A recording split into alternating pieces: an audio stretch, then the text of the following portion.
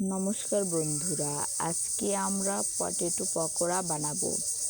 কারণ রোজার মাসে বেশিরভাগ মানুষই যারা বেশিরভাগ রোজা থাকে তারা বেশিরভাগ ভাজা পোড়াই বেশি পছন্দ করে।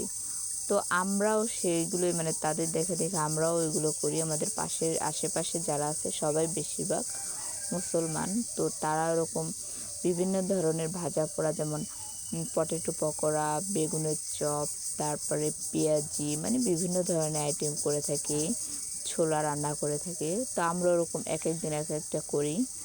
তো আজকে ঠিক করেছি পটেটো পকোড়া বানাবো। তো প্রথমবার বানাচ্ছি, তো দেখতে তেমন একটা ভালো হয়নি, তারপরেও চেষ্টা করেছি ভালো করার জন্য। দ্বিতীয়বার আরেকটু ভালো করার চেষ্টা করব। কে কে পটেটো পকোড়া খেতে ভালোবাসো কমেন্টে কিন্তু অবশ্যই বলে যাবেন। ভিডিওটি দেখার জন্য, পাশে থাকার জন্য আপনাদেরকে ধন্যবাদ।